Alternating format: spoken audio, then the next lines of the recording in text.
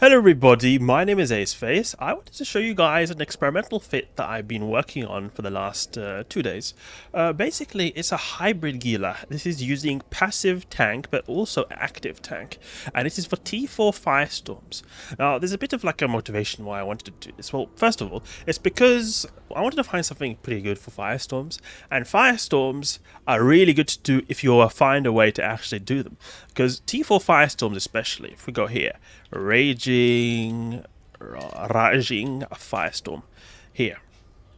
Look at this price. Like, what is this price? Like, basically nothing. The price is like non-existent. I think even a Tranquil Electric costs the same price. Yeah, look, Tranquil Electrics cost the same price as this. Absolutely ridiculous right there.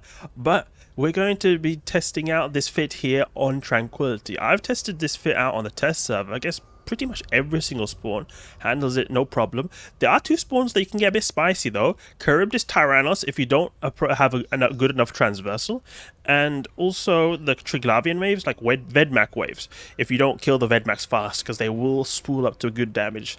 But there's no particular reason why I went for hybrid tank with a Firestorm, but I just found that it seemed to work. Like, the whole concept is this would definitely work in Gammas a lot easier than Firestorms. It'll be a lot more safer.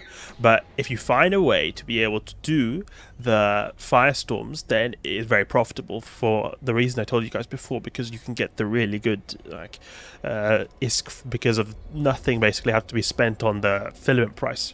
The way it works is basically it's got a really big buffer, but it like not really big buffer, but like we've got 12k HP here. We've got multi-spec, we've got an A-type thermal shield amplifier. This is basically made so that we have like a big buffer, so that in the beginning of a wave, when there's the most NPCs on the grid, that's where it's going to usually be the worst, right? Because then there's the most amount of NPCs there attacking you.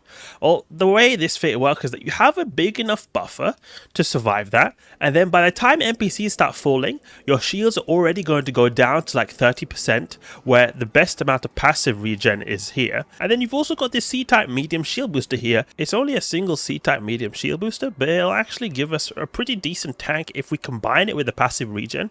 It gets about, if you combine it with a passive regen, 300 EHP per second. But with the buffer, it helps a lot, because you have to also think about that. Like, buffer helps a lot. I mean, technically speaking, say we had a big enough, like hypothetically, if we had a big enough buffer, we wouldn't have to have any recharge per second as long as we kill all the NPCs before our buffer ends. So that's something to consider as well, because when you've killed NPCs, there's obviously going to be less stuff to kill you. So by the time we actually get low on our buffer, there's going to be so little incoming DPS that we'll be able to kill them. Now, one good thing about the Firestorms here is that we're going to do a lot of DPS since we're using the Hammerheads. Hammerheads do quite a lot of DPS. On the other hand, Firestorms do have a buff to the NPC's armor, so that sort of counteracts it a bit. But especially in the waves that don't focus on armor, like Congo ships, they go down very fast. So it's really nice there.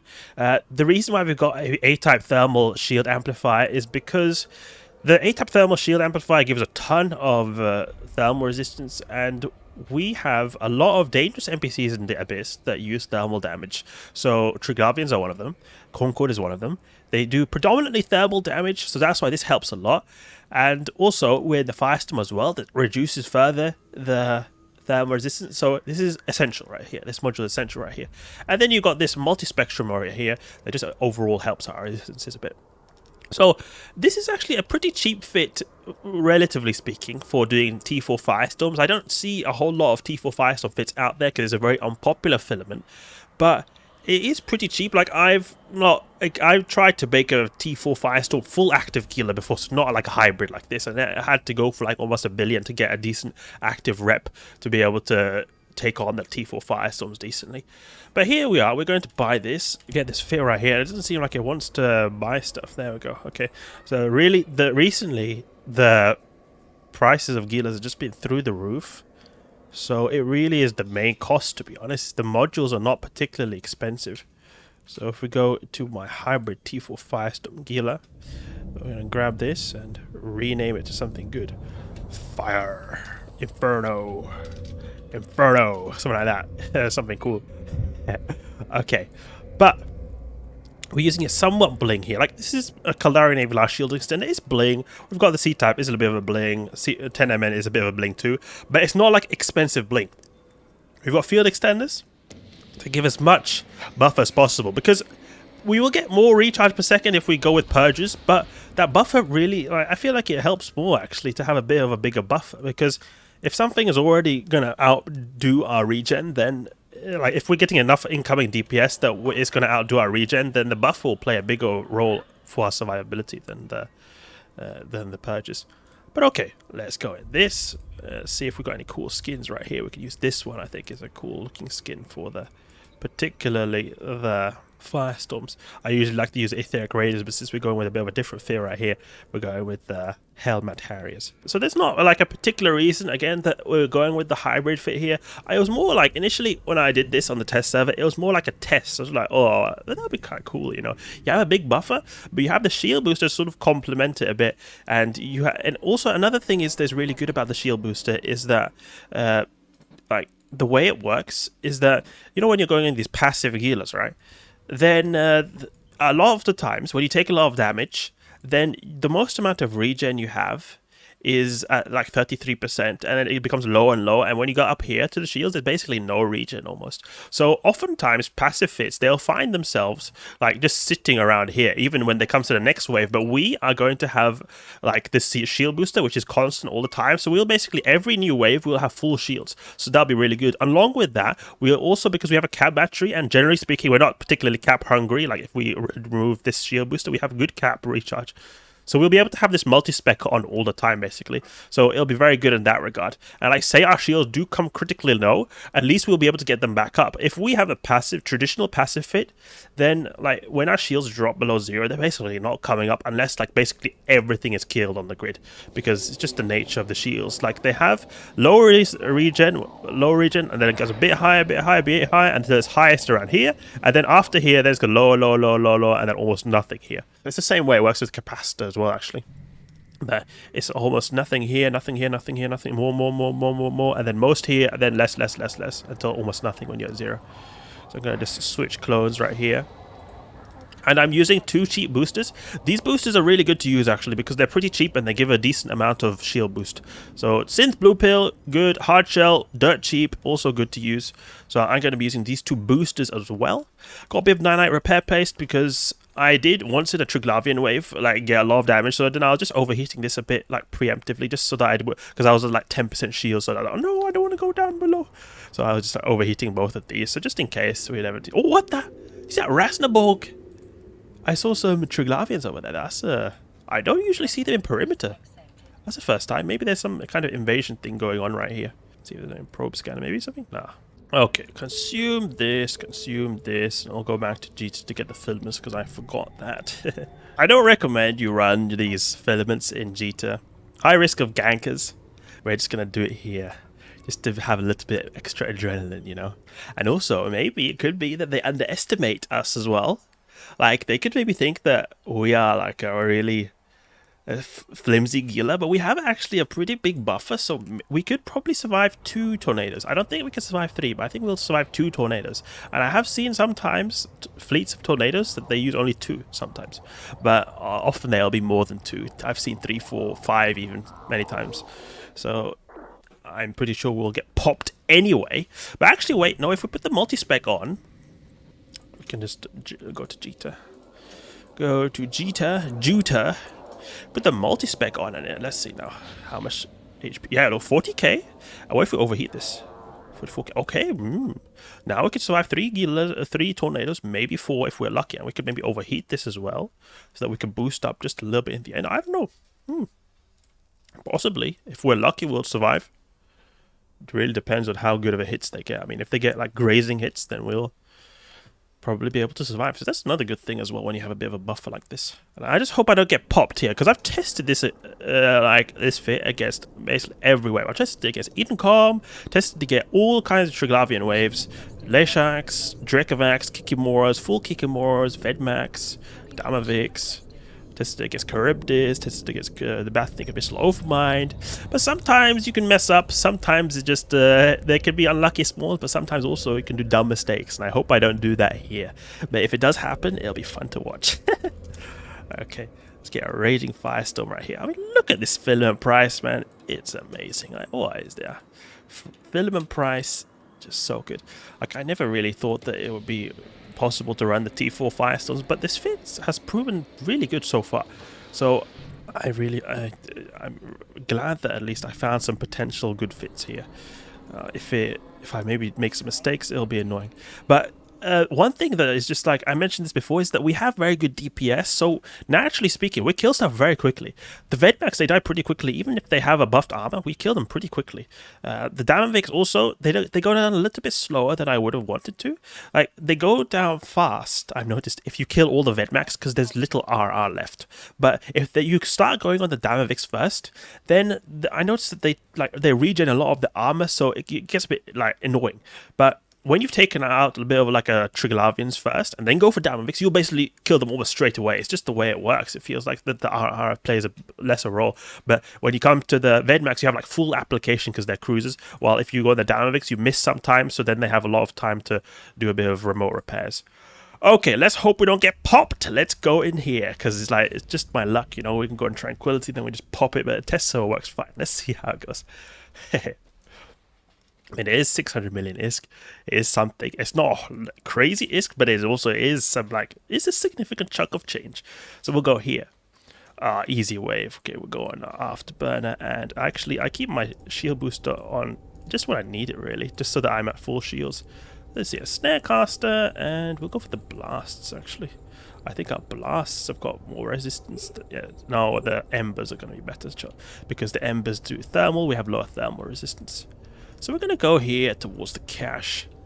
Let's see now. Oh, look, yeah, this was one tap. The Hammerheads, they're very beastly. They've got very bad HP, but they are very beastly in terms of the DPS. Like, they like to pop things fast.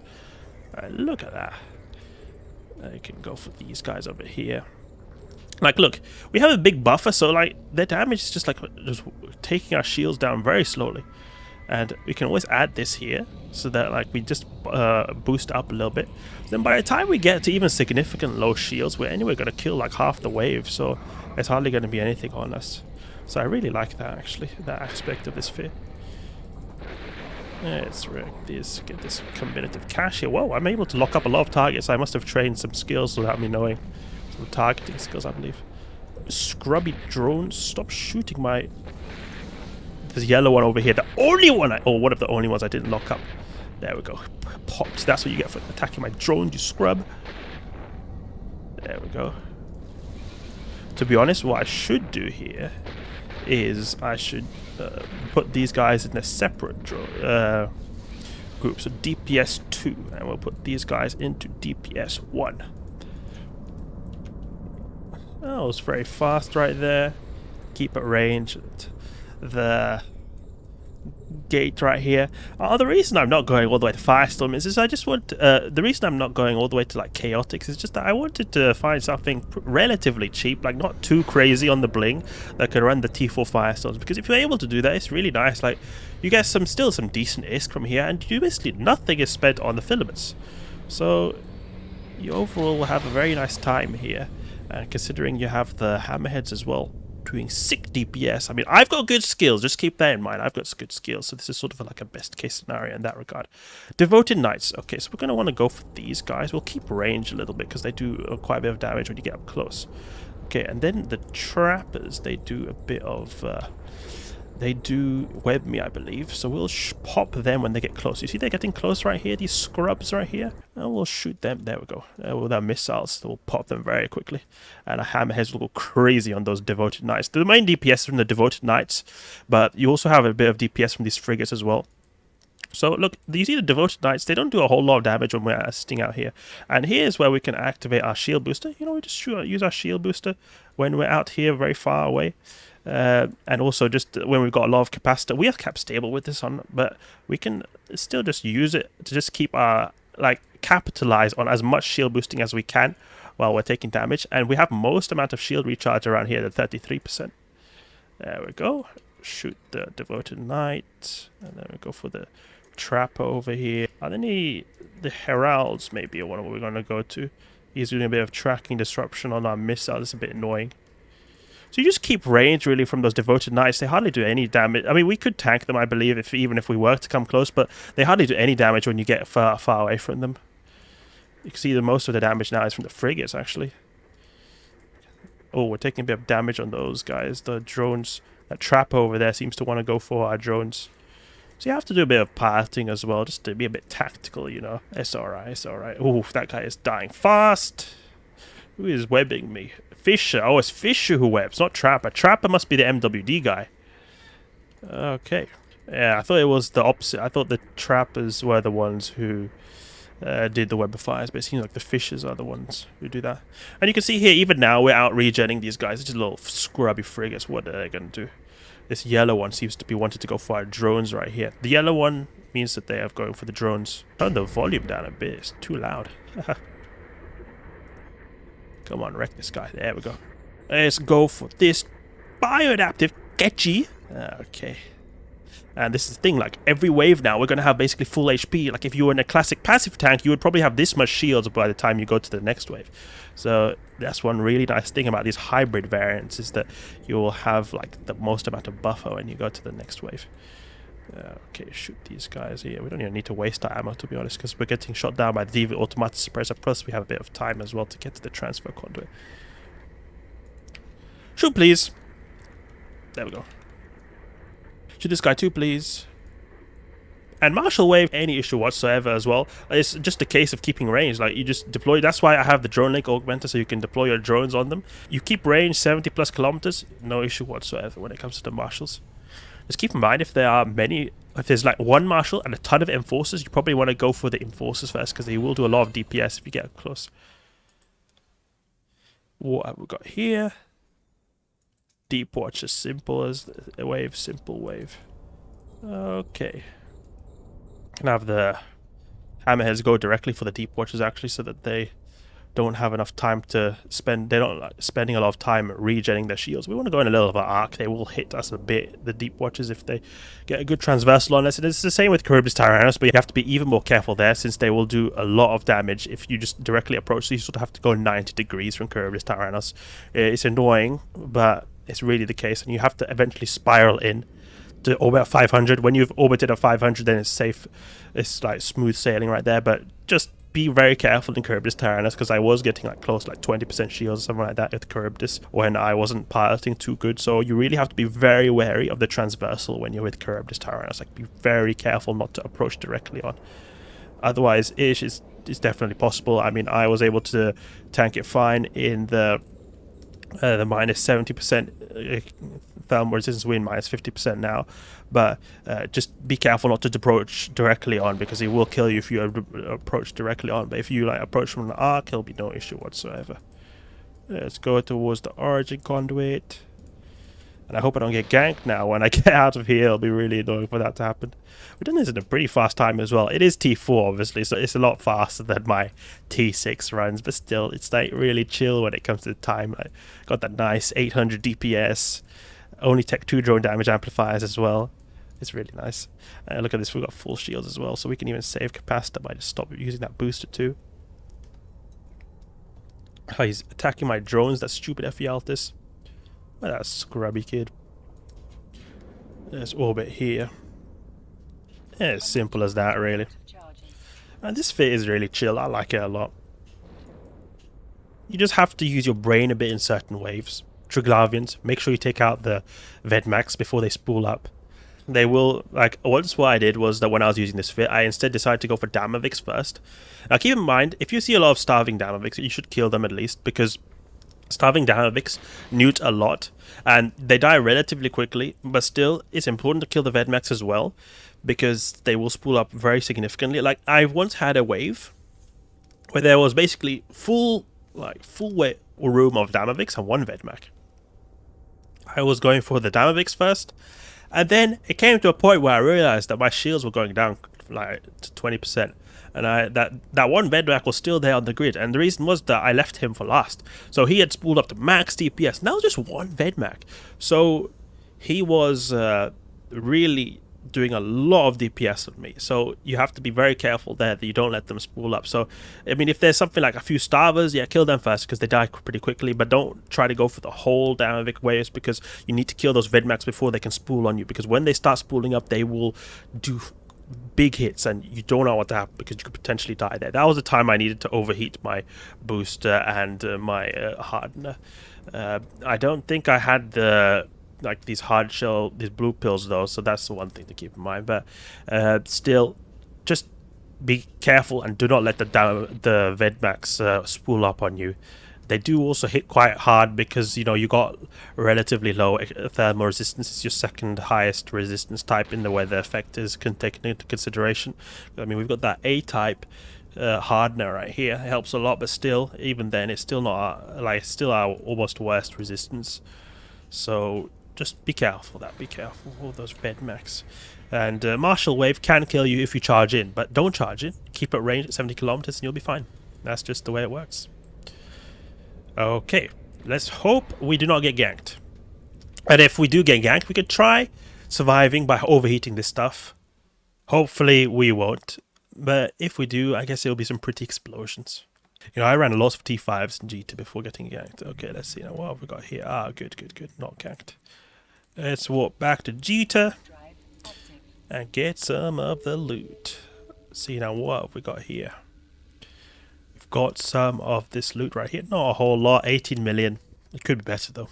Something that's really good about the T4s is that I feel like when you're doing Abyss, right, then you can usually get the filaments type that's 2 tiers higher than you. So like say I'm running T1s, then I can sometimes get the T3s. I rarely get T4s in the T1, for example, like 3 tiers higher. Like say I'm doing T3s, I sometimes can get like the T5s, but rarely I get T6s. But when I'm into like T4s though, I can sometimes get the T6s. Like it happens from time to time. Like what I mean is it feels significantly rarer to get like filaments that are over 2 tiers higher than yourself. And that's really good because if you're doing the Firestorms, they're really cheap. And if you get some very good filament like this one, you're going to be rolling in ISK. So that's something that's really nice indeed. Alright, so that's it. T4 Firestorm Hybrid Gila. A very solid fit. I have got very good skills, so don't think that you can do this with low skills. And you have to also use your brain a bit. Don't charge it in waves. Like, for example, you saw that Devoted Knight one. You could probably tank if you charged in, but you will have a lot harder time tanking if you were to charge in. Like I kept range like that before, it would have helped a lot. Charybdis Tyrannus as well. Do not charge in. Keep it like 90 degrees or a little bit like approach at an angle. Very important right there. Same thing for Rogue Drone Battleship, but it is not as important because he does a bit less damage than Charybdis Tyrannus. Also, Martial Wave, don't approach directly. Keep it at range 70 kilometers and keep in mind to not let the Vedmax spool. Also, Kikimora Wave can do a lot of DPS, but if you kill the Kikimoras fast, it'll be no issue whatsoever. I've encountered a lot of Kikimora Waves too. So, hope you guys enjoyed the video. If you do decide to use the Vit, hope you earn a lot of dank ISK. If you did enjoy the video, please leave a like and subscribe. I'll catch you guys later.